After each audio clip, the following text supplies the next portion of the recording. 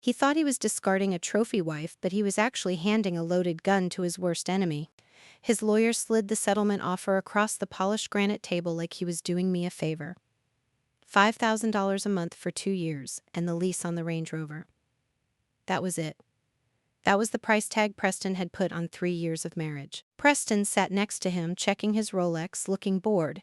He didn't look like a man who was allegedly bankrupt. He looked like a man who was inconvenienced by having to take out the trash. He sighed, ran a hand through his perfectly styled hair, and gave me that look, the one that used to make me feel small. "It's more than fair, Kennedy," he said, using my name like a reprimand. "The crypto crash wiped me out, you know that.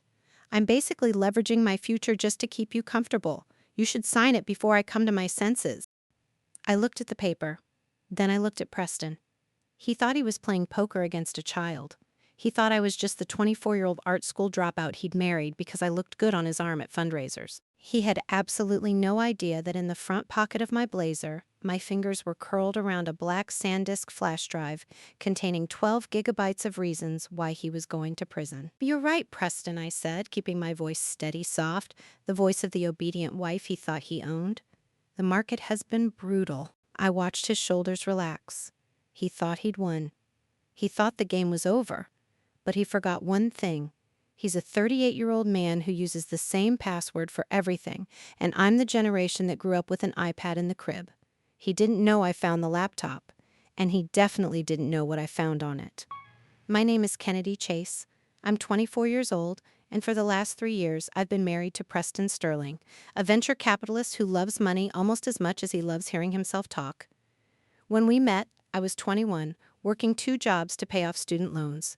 He was 35, wealthy, and intense.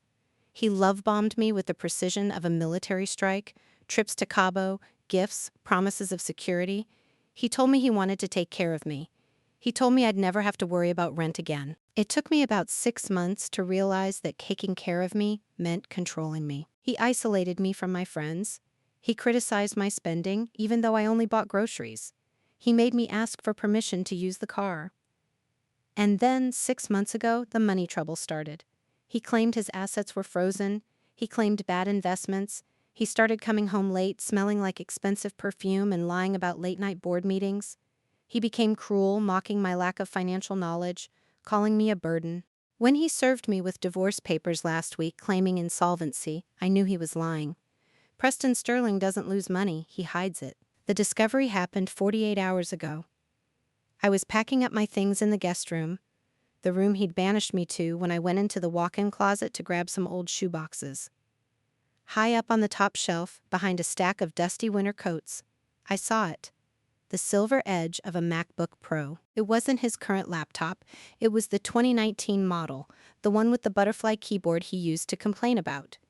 He'd replaced it 2 years ago and swore he'd recycled it. But Preston is a hoarder when it comes to his genius ideas. He never throws away anything that might contain a stray thought of his. I pulled it down. It was covered in a layer of dust thick enough to write my name in.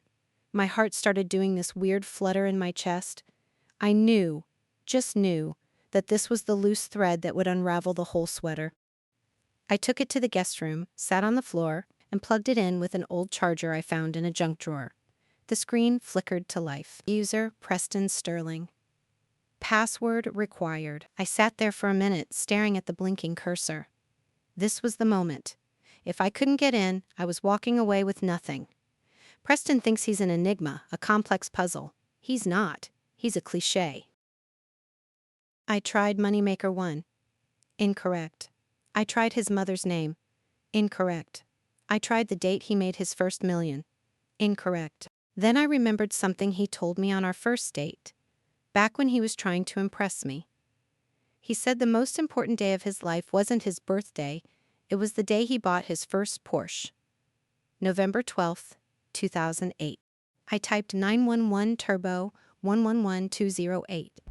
The screen went black for a second and my stomach dropped. Then, the desktop appeared. A wave of adrenaline hit me so hard my hands started shaking. I was in. But being in wasn't enough. I needed to know where the money was. I opened Chrome. It was an old version, asking to update. I ignored it. I went straight to the bookmarks bar. Preston isn't tech illiterate, but he's lazy. He likes convenience.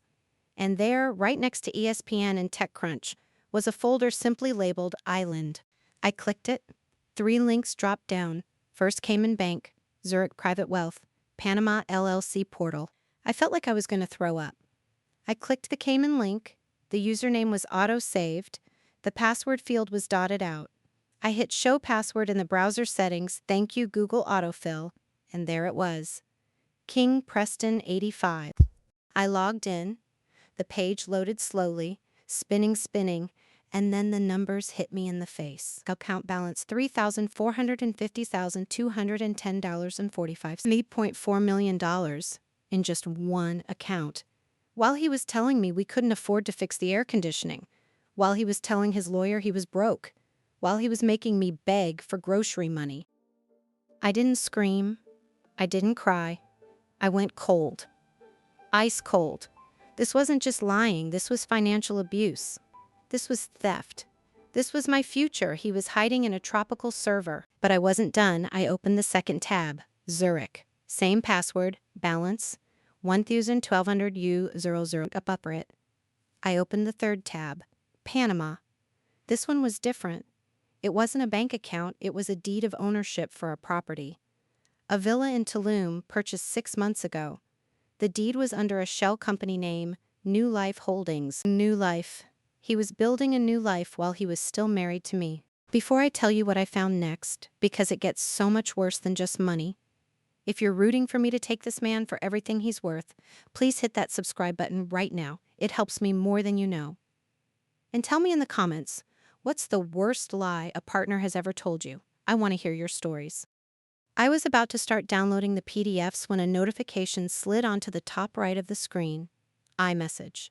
Because it was an old laptop and he hadn't signed out of iCloud, his texts were still syncing. And because he was currently using his phone downstairs, I was getting a live feed of his conversation. Contact broker Dan. Dan funds are secured in the crypto wallet. She'll never find them. The trace is wiped. Preston, good. I'm serving her the papers next week. I want her out of the house with nothing but her clothes. She's too stupid to hire a forensic accountant anyway. Too stupid. I stared at those words. Too stupid. I took a deep breath. I reached into my bag and pulled out the flash drive. I didn't just take screenshots. I downloaded the entire browser history. I exported the keychain passwords. I saved every bank statement, every deed, every degrading text message where he bragged about hiding assets from his trophy wife.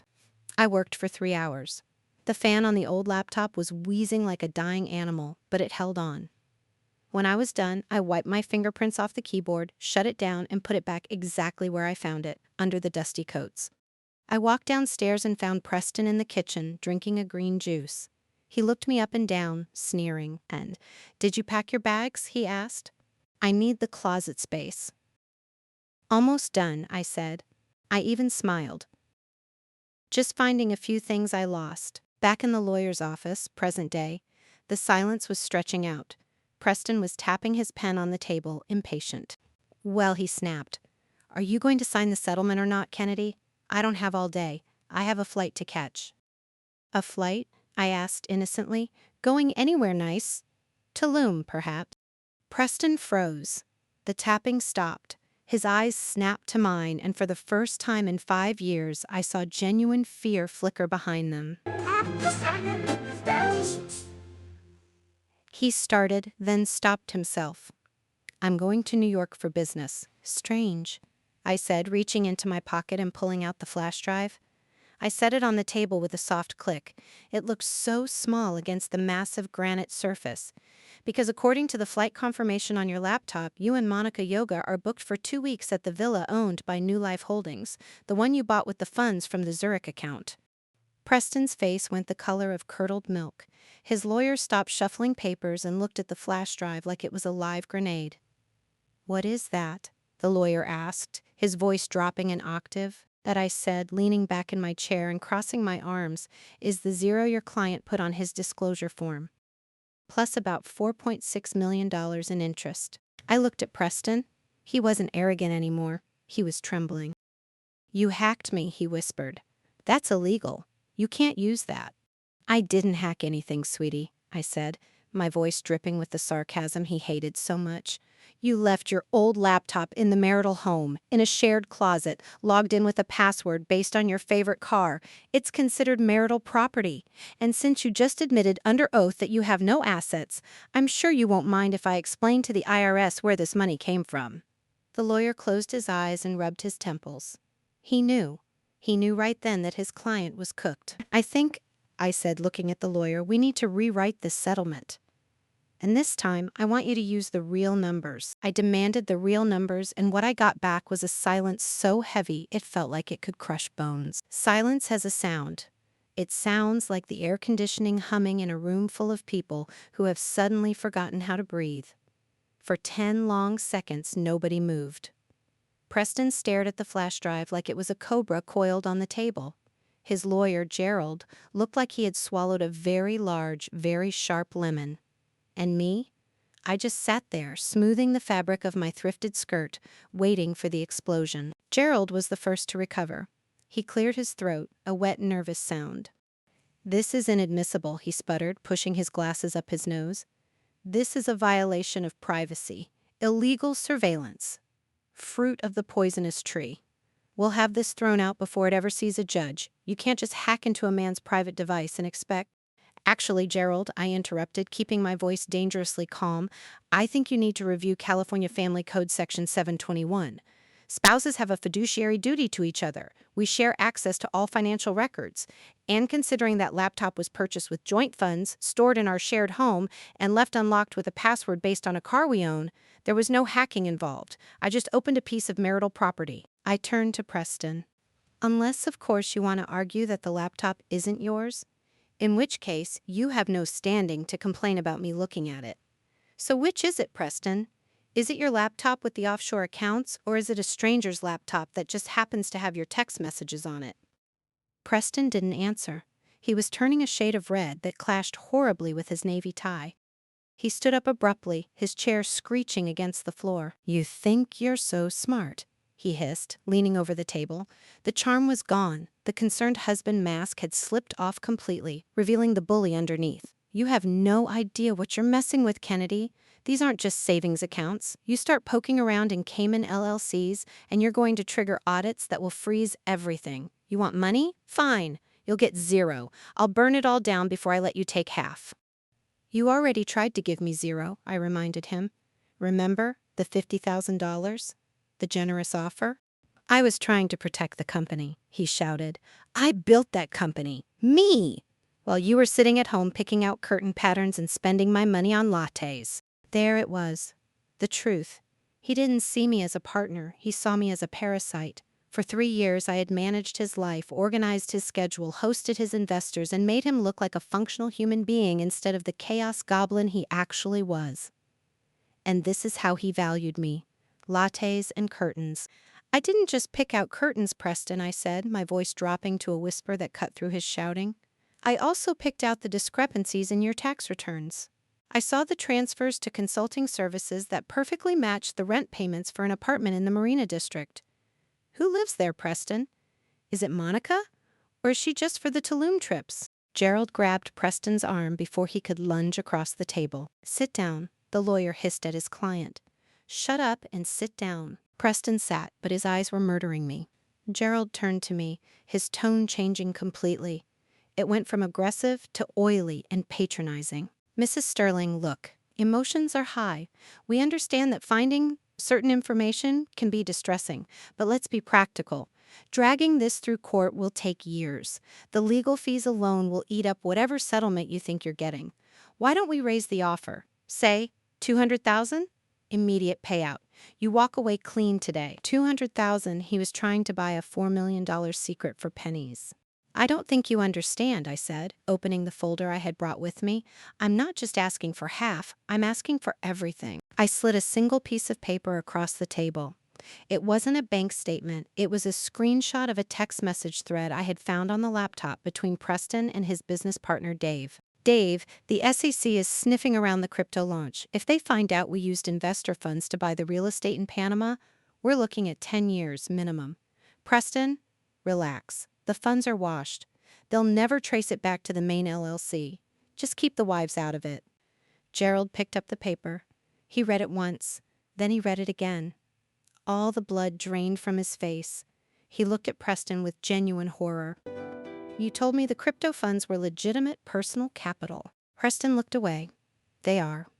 It's complicated. It's not complicated, I said. It's embezzlement and fraud and money laundering. I looked at Gerald.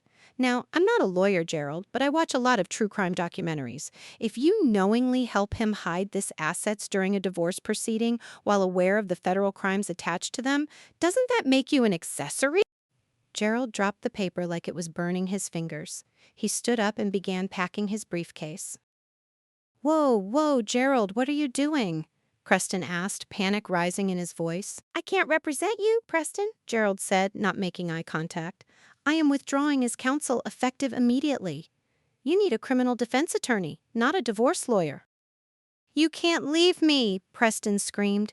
I paid you a $50,000 retainer. Consider it a severance fee, Gerald said. He looked at me, gave a stiff nod of respect, or maybe fear, and walked out the door. And then it was just me and Preston. The silence this time was different. It wasn't tense. It was heavy. Preston looked at the empty chair where his lawyer used to be. Then he looked at me. His eyes were wide, wet, and terrified. He looked like a child who had lost his mother in a supermarket. Kennedy, he said, his voice trembling. Babe, please, don't, I said. You can't turn that in, he pleaded. He reached across the table, trying to take my hand. I pulled back as if he were contagious.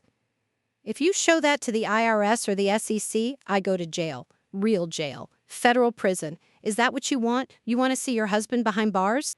Ex-husband, I corrected. Think about us, he said, tears actually spilling down his cheeks now. Think about the good times. Napa. The trip to Paris. I love you, Kennedy. I messed up. I know I messed up. The money just got out of control. I was trying to secure our future. I did it for us. You bought a villa in Tulum for you and your yoga instructor for us. I asked. She means nothing to me, he cried. It was just stress relief. You know how much pressure I'm under. Kennedy, please, I'll give you whatever you want. Half, 3/4. Just don't destroy me.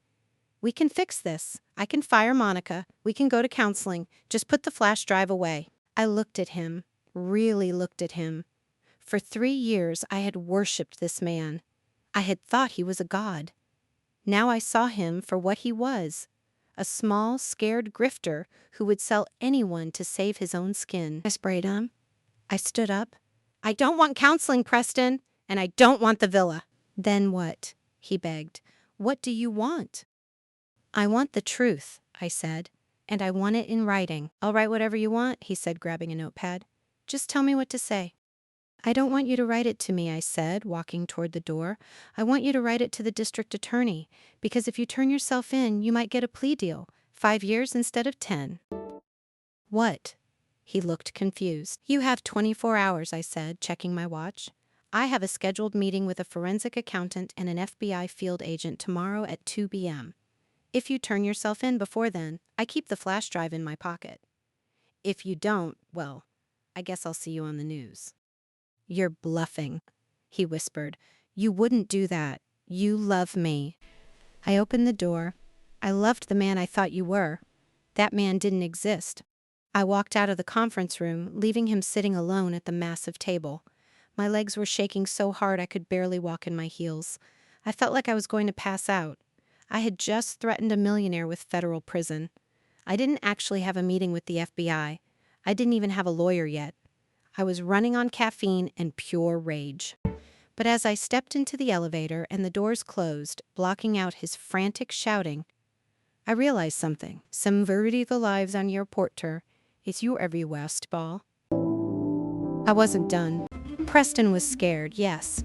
But men like Preston don't just roll over. He had resources I didn't know about. He had connections.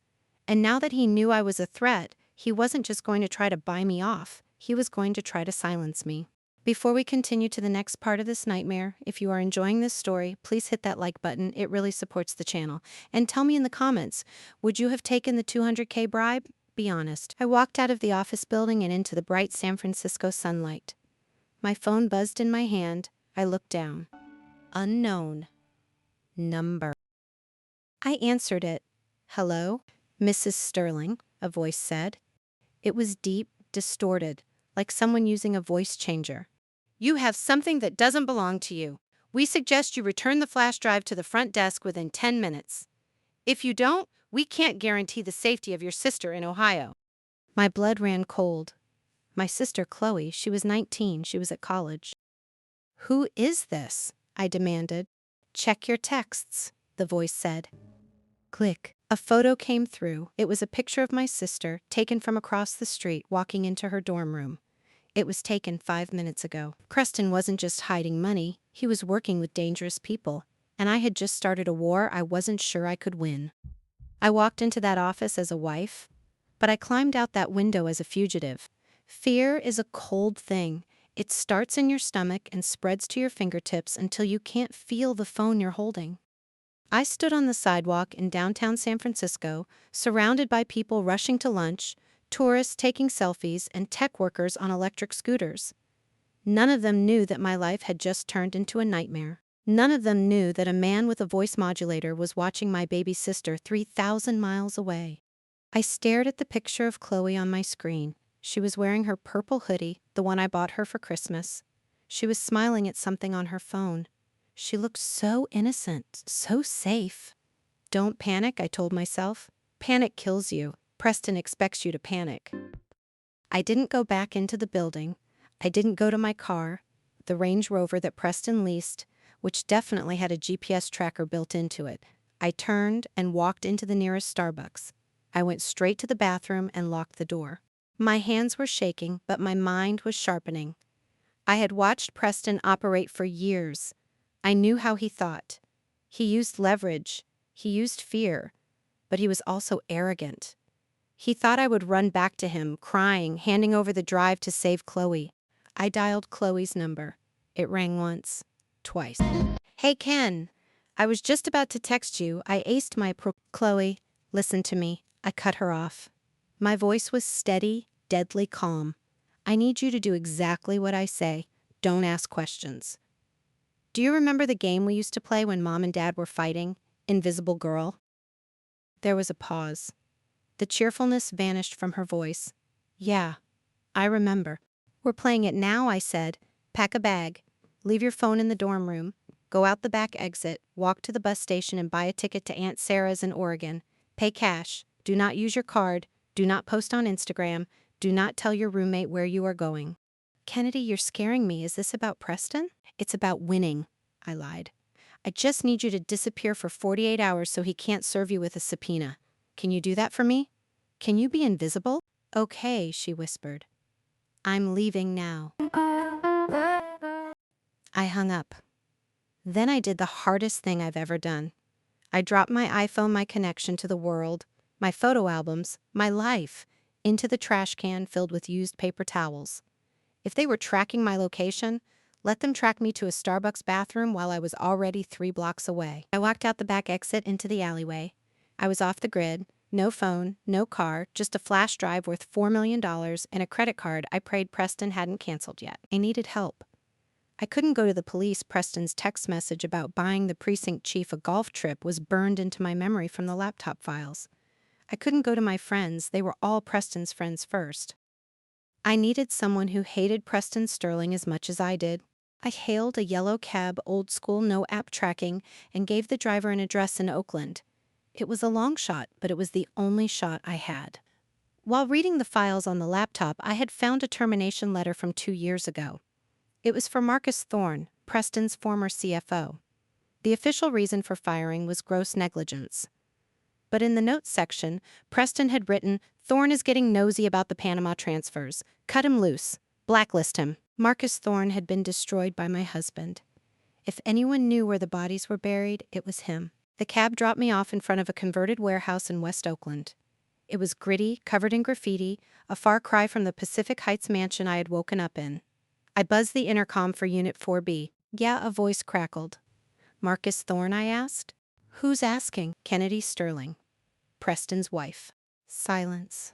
Long, heavy silence. "Go away before I call the cops," he said. "I have the Panama files," I said to the speaker, "and the crypto wallet keys. And I know you didn't commit negligence. I know he framed you." The buzzer buzzed. The door clicked open. Marcus Thorne looked nothing like the corporate executive I expected. He was wearing a faded t-shirt, jeans, and looked like he hadn't slept in a week. His apartment was filled with servers, monitors, and half-eaten takeout containers. He looked at me with suspicion, blocking the doorway. "You have 5 minutes," he said. "If this is one of Preston's games, I have a baseball bat by the door." "It's not a game," I said, walking past him and placing the flash drive on his desk. "He served me divorce papers. He told me he was broke. I found this."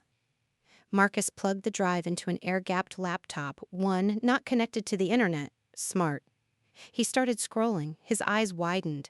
He muttered things like, "Holy," and I knew it. After 10 minutes, he spun his chair around. "Do you have any idea what you're holding here, Mrs. Sterling?" "Call me Kennedy.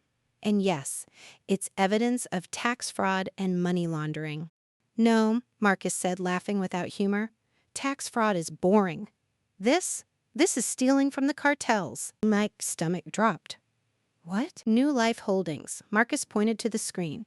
"It's not just a shell company, it's a wash operation for the Vanguard Syndicate. They move drug money through crypto exchanges. Preston isn't just hiding his own money, he's cleaning theirs and taking a cut."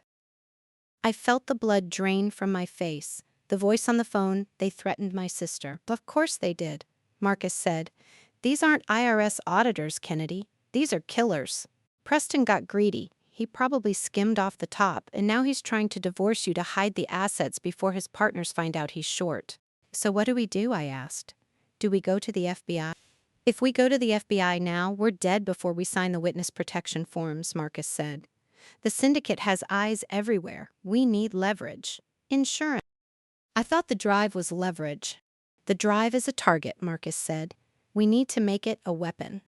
Before I tell you what plan Marcus came up with, a plan so crazy it might actually work, I need to ask you something. If you're enjoying this high-stakes thriller, please check if you're subscribed. Most of you watching aren't, and hitting that button helps me keep bringing you these stories. Thank you. "Okay," I said, my survival instinct kicking into overdrive. "How do we make it a weapon?" Marcus turned back to his screens. His fingers flew across the keyboard. "Preston thinks he's smart because he uses complex routing for his money, but he's lazy with his security protocols. You accessed his old laptop, which means his encryption keys are old. If I can use these keys to access the current live ledger, I can't just see the money, I can move it." "You want to steal the money?" I asked. "I want to hold it hostage," Marcus corrected. "We move the $4 million into a secure, dead man switch account. Then we call Preston.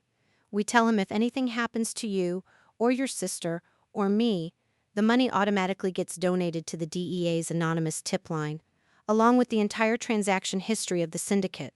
It was brilliant. It was dangerous. It was the only way out. "Do it," I said. Marcus hit enter. A progress bar appeared on the screen. "Accessing Cayman server." Suddenly, a red light started flashing on his server rack. A loud, piercing alarm filled the apartment. "What is that?" I shouted over the noise. "He's got a trap," Marcus yelled, typing frantically.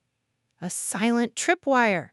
As soon as we tried to access the live ledger, it alerted his security team.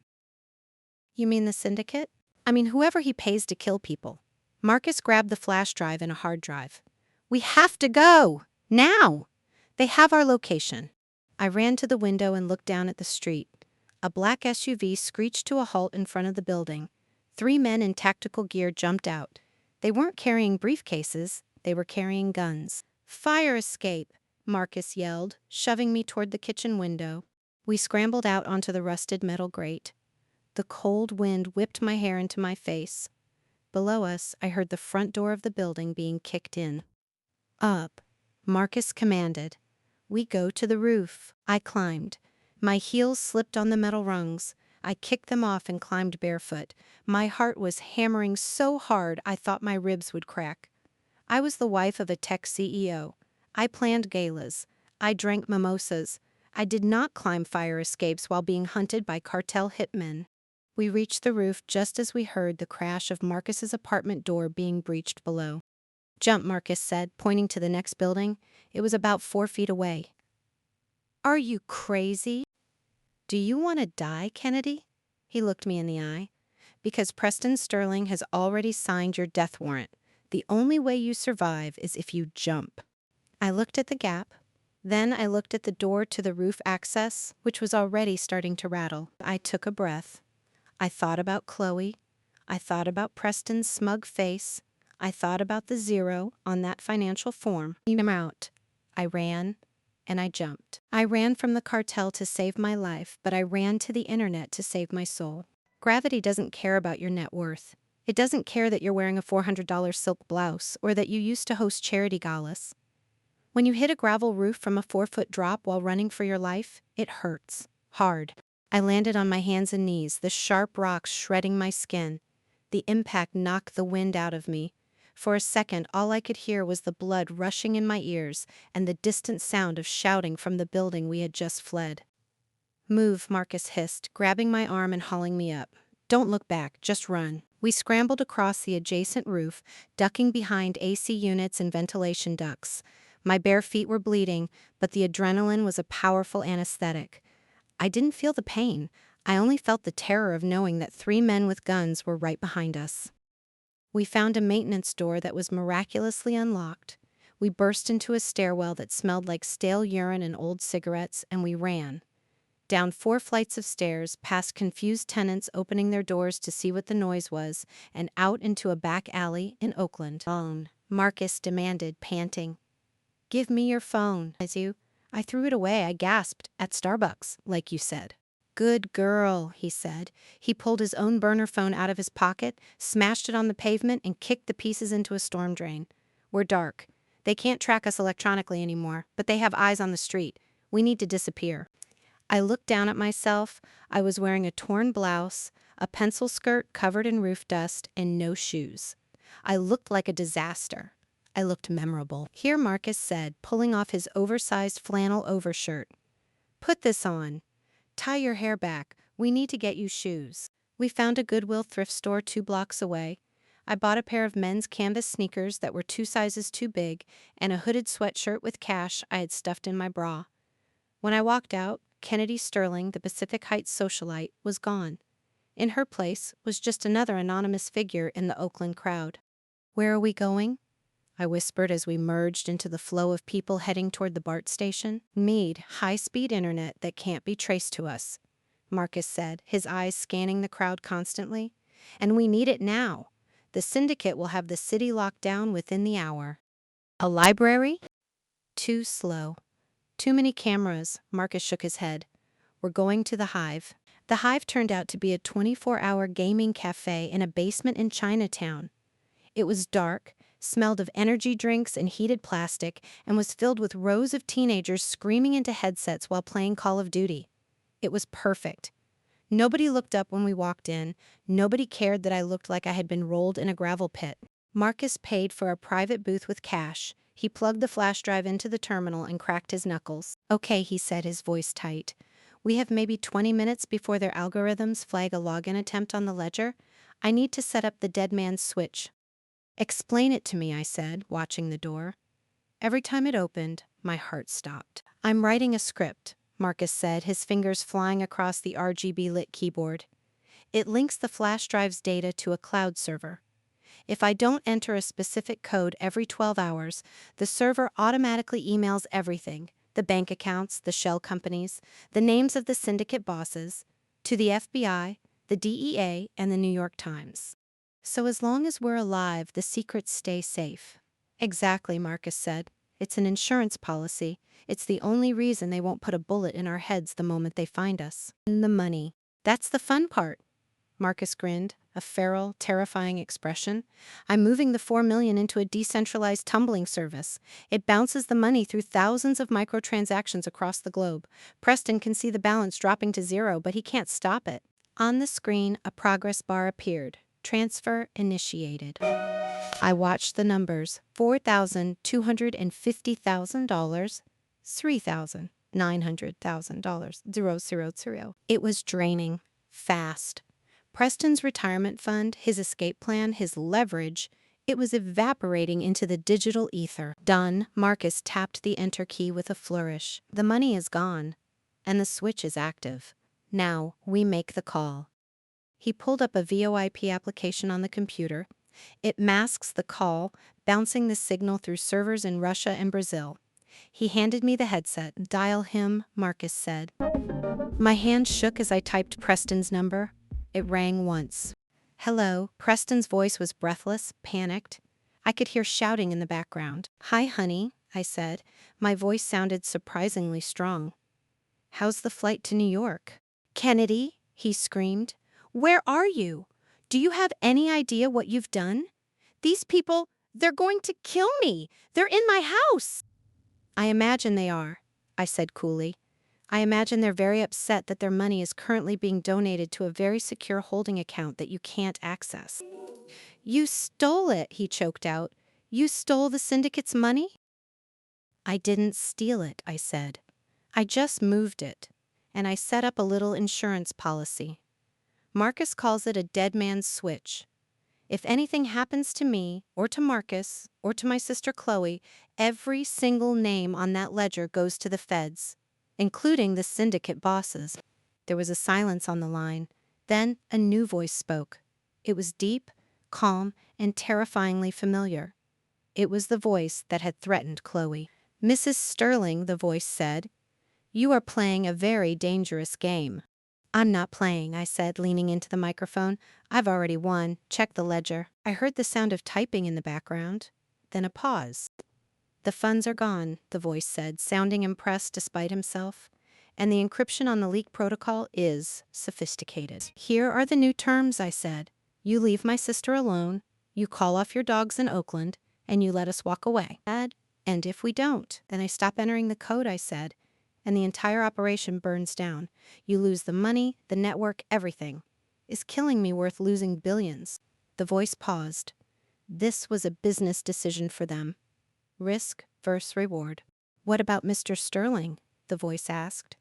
He is responsible for this breach. I looked at the screen. I thought about the zero on the disclosure form. I thought about the years of gaslighting. I thought about him leaving me to face these monsters alone while he planned a trip to Tulum. Preston is your problem, I said. I'm divorcing him. Very well, the voice said. We accept your terms. The hunt is called off. But Mrs. Sterling, if that data ever leaks, there is no place on earth you can hide. Understood, I said. Have a nice day. I hung up. I slumped back in the gaming chair, the headset sliding off my ears. I felt lightheaded. Did it work? Marcus asked. I can call it if you count it. Simon locoses by having. I told me how it would wherever you I need out. I think so, I said. They bought it. Good, Marcus said. Because we have a bigger problem. What? I asked, sitting up straight. We have the money. We have the leverage. We're safe. Look at this, Marcus pointed to the screen. He had opened one of the files from the Panama folder while the transfer was happening.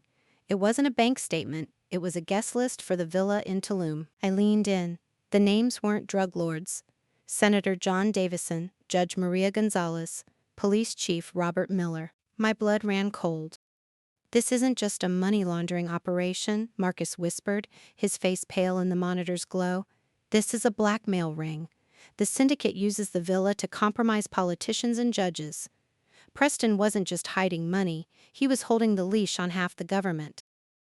I stared at the names. Senator Davison was currently running for re-election on a law and order platform. Judge Gonzalez had just presided over a major cartel case and dismissed the charges. Kennedy, Marcus looked at me. The dead man's switch protects us from the syndicate. But who protects us from the senators? If these people find out we have this list, the police won't help us. The police work for them. We weren't just fighting a criminal gang anymore. We were holding a grenade that could blow up the entire political system.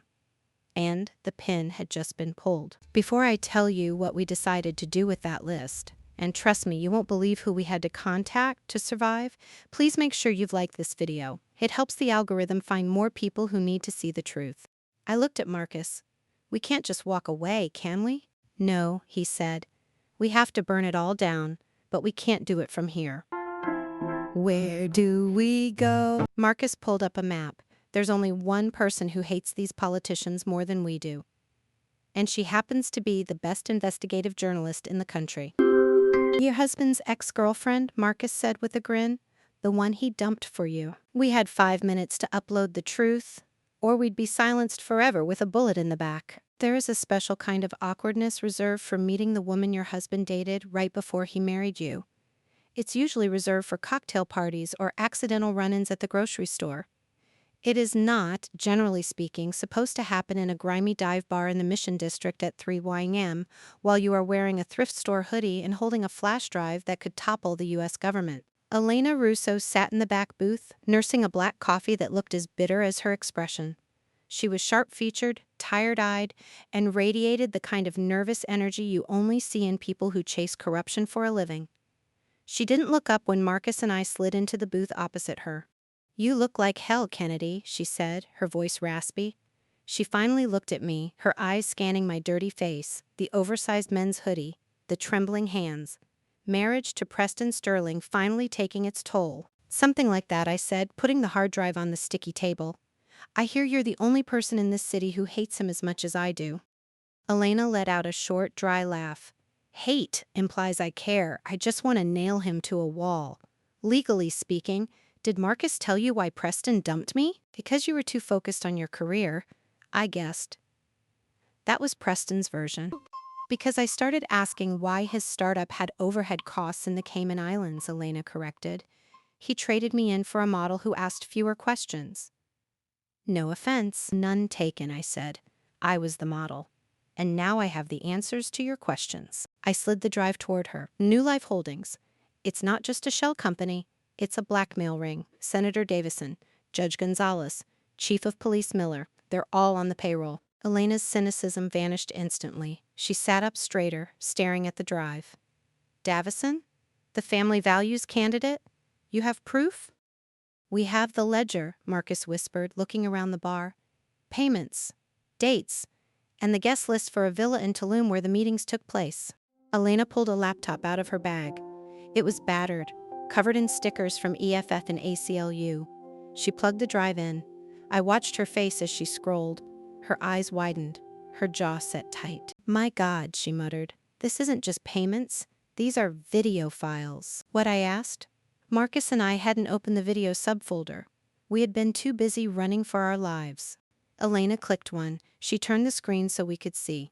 It was grainy footage, clearly taken from a hidden camera inside a bedroom. I recognized the man instantly. It was Senator Davison, and he was doing things that would definitely not align with his family values campaign. Preston didn't just facilitate the meetings, Elena whispered, horror dawning on her face. He filmed them. He was gathering compromat on everyone. He wasn't working for the syndicate. He was trying to control them. And the government. I felt sick. My husband, the man who complained if I didn't fold his socks correctly, he was a monster.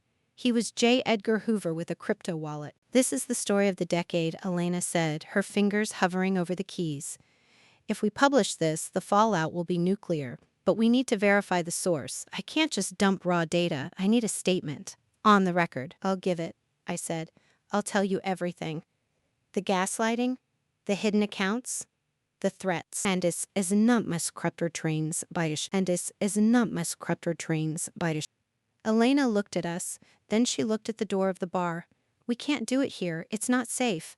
My editor is at the Chronicle offices. We have a secure server room. We can upload the package from there and go live on the morning broadcast. Let's go, I said. We stood up. But before we could take a step, the TV above the bar flashed with a breaking news banner. I froze. On the screen was a photo of me. A photo from my wedding day, smiling, happy. Breaking manhunt underway for socialite Kendi Sterling. Wanted for questioning in the disappearance of tech CEO Preston Sterling. Police warn she may be armed and dangerous. Suffering from mental health episode. I stared at the screen. Disappearance? He's not missing. I talked to him 3 hours ago. He flipped the script, Marcus said, his face pale. He called the police chief Miller, the one on his payroll, and claimed you kidnapped him or hurt him.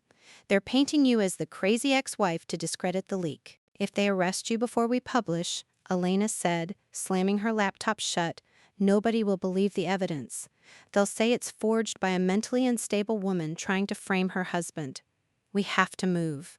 Now. We ran out the back door of the bar into the alley. The wail of sirens was already cutting through the night air. They were close.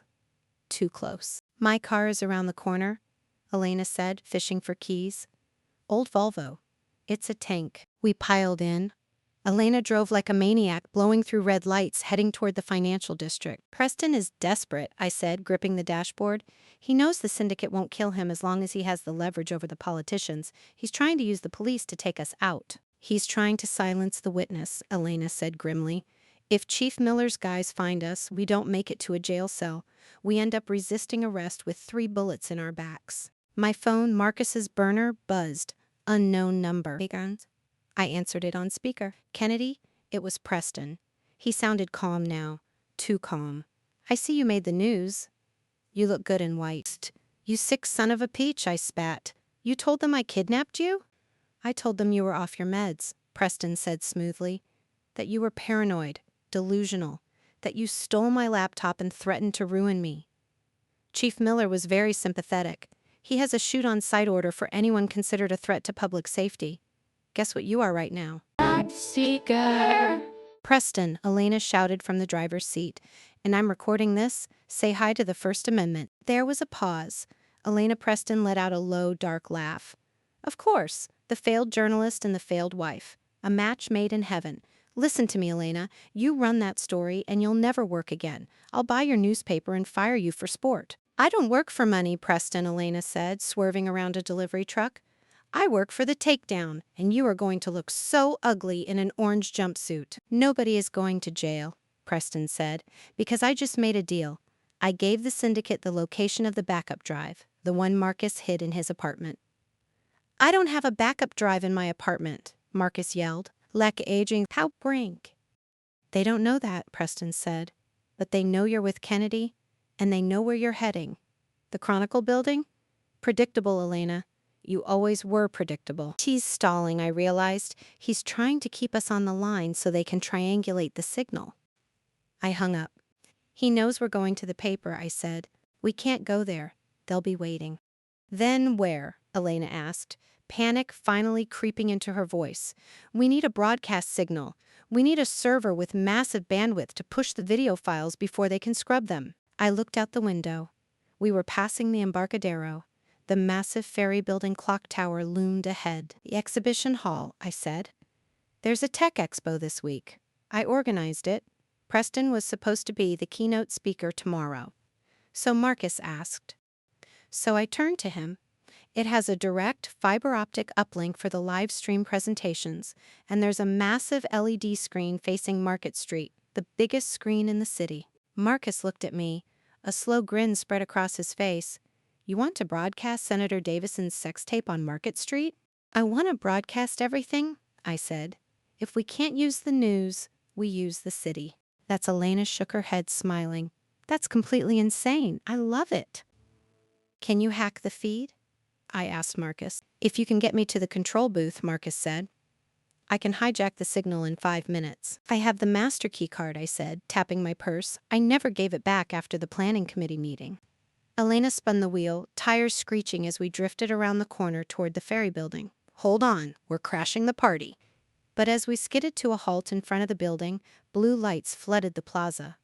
3 police cruisers blocked the entrance. Chief Miller stood in front of them, arms crossed, waiting. He knew.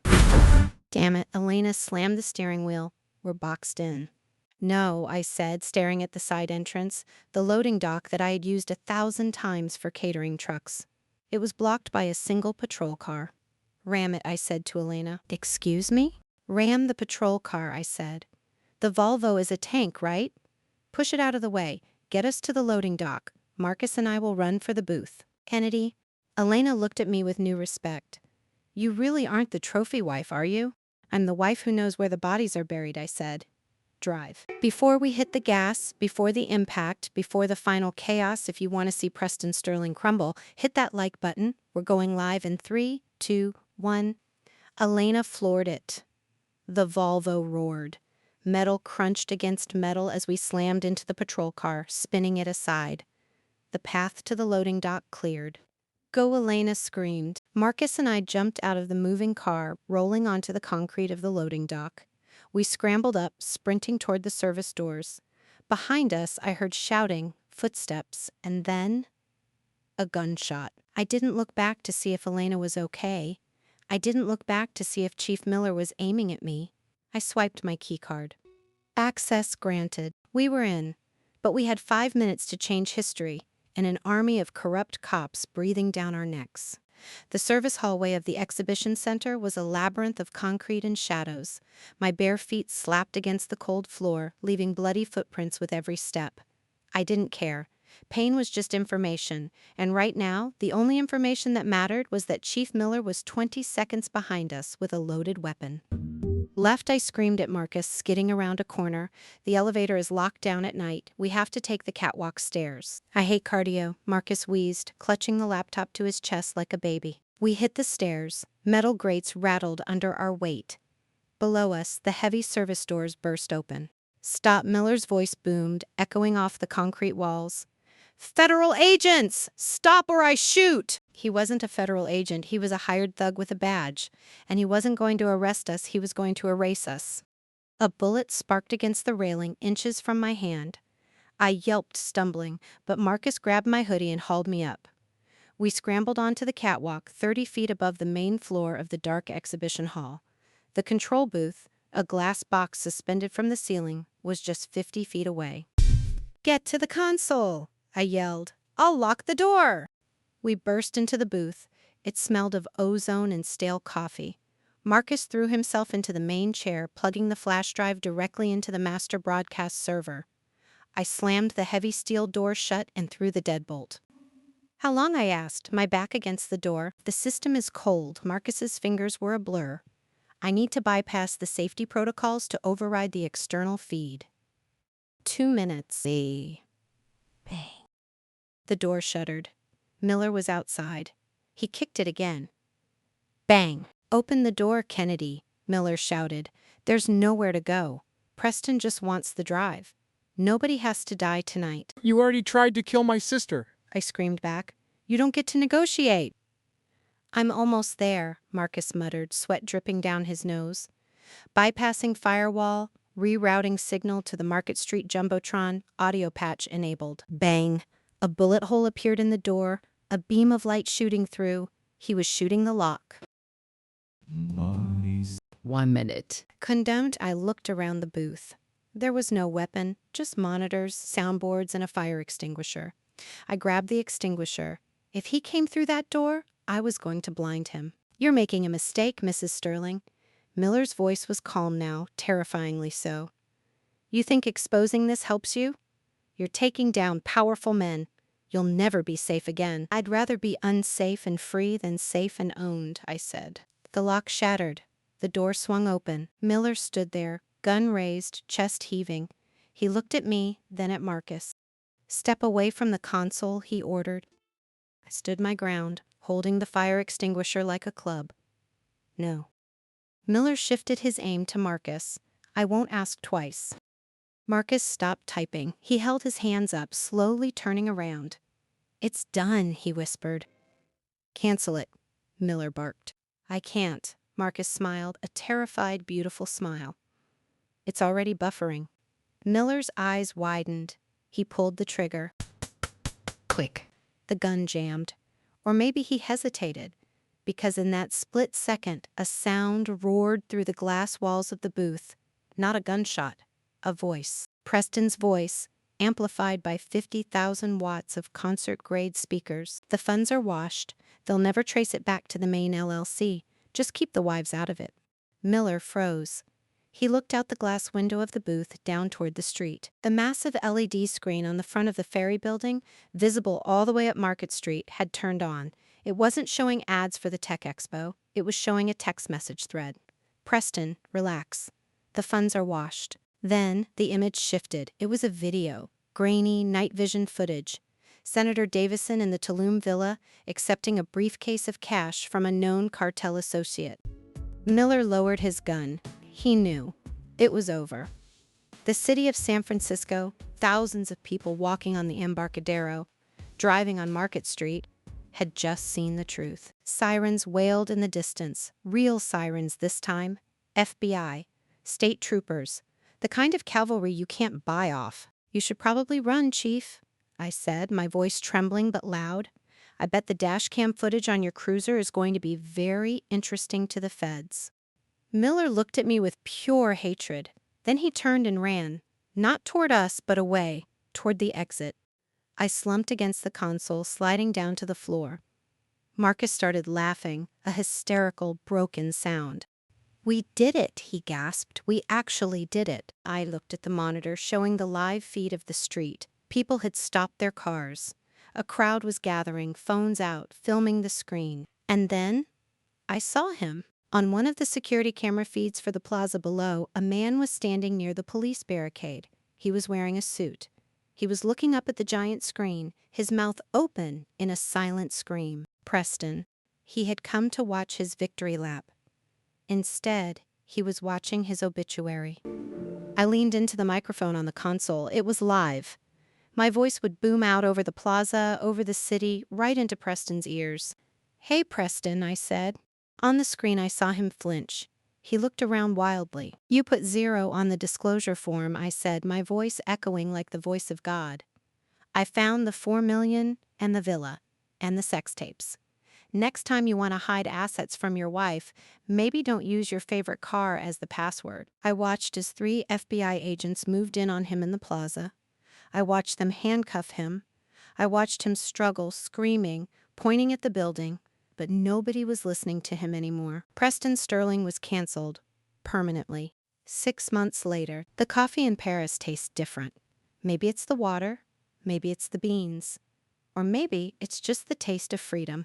I sat at a small cafe table in Le Marais, watching the rain fall on the cobblestones. I wasn't wearing a thrift store hoodie. I was wearing a vintage Chanel blazer I bought with my own money. Elena sat across from me, typing furiously on her laptop. She looked tired, but happy. The Sterling exposé had won her a Pulitzer.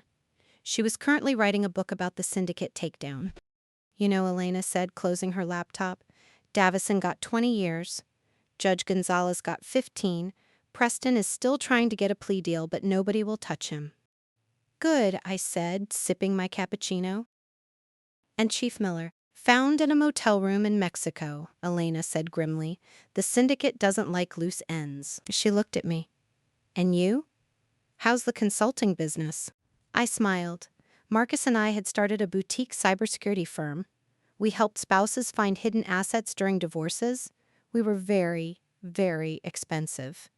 And very, very busy. "Business is booming," I said. "And the nest egg," Elena lowered her voice. She was talking about the $4 million. The money Marcus had moved into the tumbling service. The authorities had seized Preston's known assets, but the crypto wallet? It had vanished into the ether. Technically, it was proceeds of crime. Technically, it was pro-Evertine tour. But technically, half of it was marital property. And the other half? Let's just call it a pain and suffering tax. I reached into my purse and pulled out a small black velvet box. I opened it. Inside was a diamond necklace. Not flashy, just perfect. "I decided to invest in something stable," I said. Elena laughed. She raised her wine glass to the wives who ask questions. I clinked my coffee cup against her glass. "To the husbands who think we're stupid." I looked out at the Paris street. I thought about the girl who used to plan charity galas and ask for permission to buy groceries. She was gone. In her place was a woman who knew exactly what she was worth. And she had the receipts to prove it. I watched my husband get arrested on a screen larger than the life he tried to steal from me. The service hallway of the exhibition center was a labyrinth of concrete and shadows. My bare feet slapped against the cold floor, leaving bloody footprints with every step. I didn't care. Pain was just information, and right now, the only information that mattered was that Chief Miller was 20 seconds behind us with a loaded weapon. "Left," I screamed at Marcus, skidding around a corner. "The elevator is locked down at night. We have to take the catwalk stairs." "I hate cardio," Marcus wheezed, clutching the laptop to his chest like a baby. We hit the stairs. Metal grates rattled under our weight. Below us, the heavy service doors burst open. "Stop!" Miller's voice boomed, echoing off the concrete walls. "Federal agents! Stop, or I shoot!" He wasn't a federal agent. He was a hired thug with a badge. And he wasn't going to arrest us, he was going to erase us. A bullet sparked against the railing inches from my hand. I yelped, stumbling, but Marcus grabbed my hoodie and hauled me up. We scrambled onto the catwalk, 30 feet above the main floor of the dark exhibition hall. The control booth, a glass box suspended from the ceiling, was just 50 feet away. "Get to the console," I yelled. "I'll lock the door!" We burst into the booth. It smelled of ozone and stale coffee. Marcus threw himself into the main chair, plugging the flash drive directly into the master broadcast server. I slammed the heavy steel door shut and threw the deadbolt. "How long?" I asked, my back against the door. "The system is cold." Marcus's fingers were a blur. "I need to bypass the safety protocols to override the external feed. 2 minutes." Bang! The door shuttered. Miller was outside. He kicked it again. Bang! "Open the door, Kennedy," Miller shouted. "There's nowhere to go.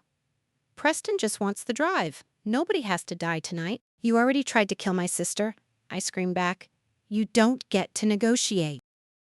"I'm almost there," Marcus muttered, sweat dripping down his nose. "Bypassing firewall, rerouting signal to the Market Street Jumbotron, audio patch enabled." Bang! A bullet hole appeared in the door, a beam of light shooting through.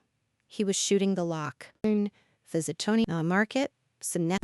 1 minute. I looked around the booth.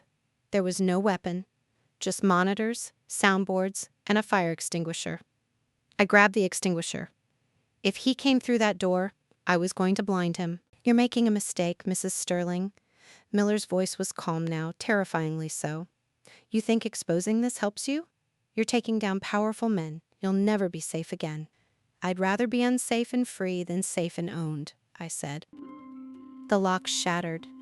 The door swung open. Miller stood there, gun raised, chest heaving.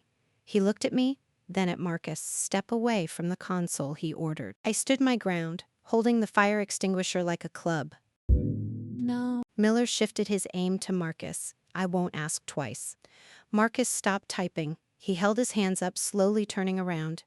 "It's done," he whispered. "Cancel it," Miller barked. "I can't," Marcus smiled, a terrified, beautiful smile.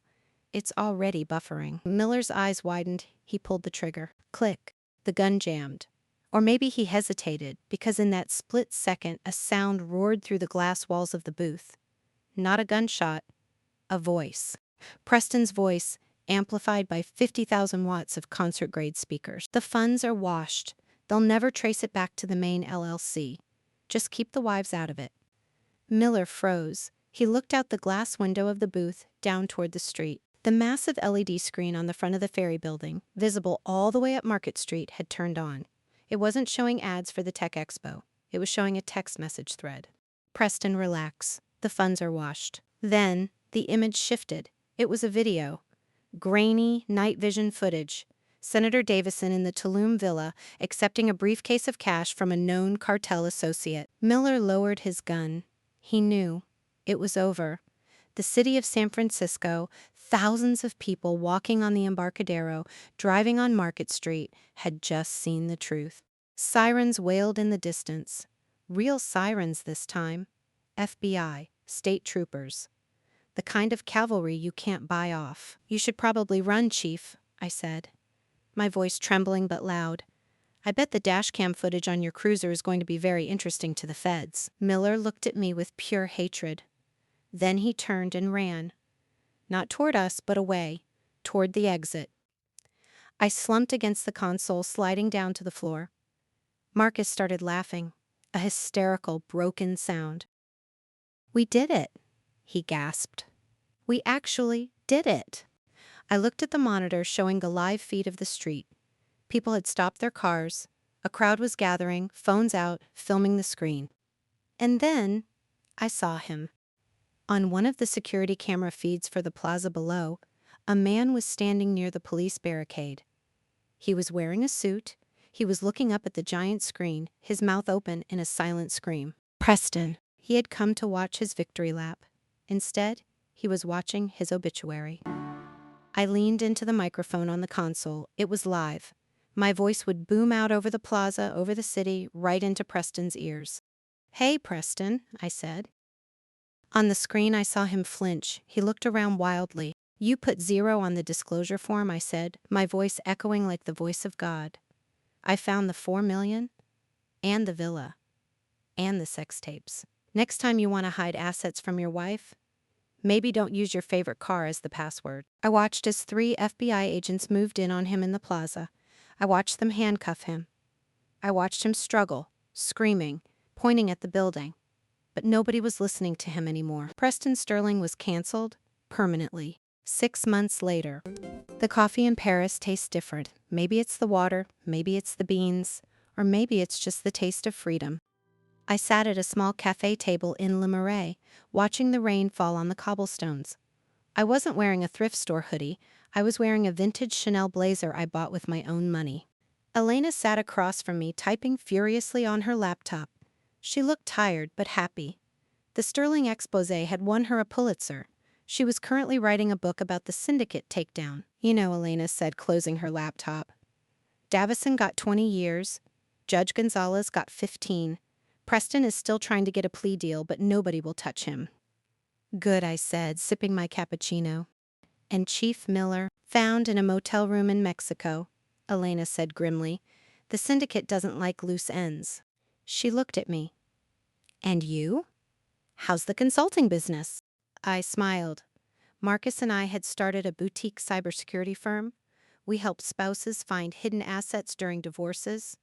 We were very, very expensive and very, very busy. "Business is booming," I said. "And the nest egg," Elena lowered her voice. She was talking about the $4 million. The money Marcus had moved into the tumbling service. The authorities had seized Preston's known assets, but the crypto wallet?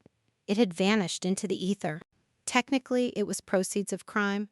Technically, it should have been turned over. But technically, half of it was marital property. And the other half? Let's just call it a pain and suffering tax. I reached into my purse and pulled out a small black velvet box. I opened it. Inside was a diamond necklace. Not flashy, just perfect. "A television to invest in something stable," I said.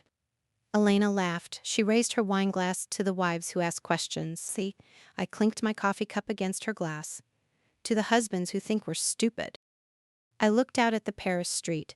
I thought about the girl who used to plan charity galas and ask for permission to buy groceries. She was gone. In her place was a woman who knew exactly what she was worth. And she had the receipts to prove it. If you enjoyed Kennedy's journey from victim to victor, please subscribe to the channel and let me know in the comments, what would you have done with the $4 million? See you in the next story.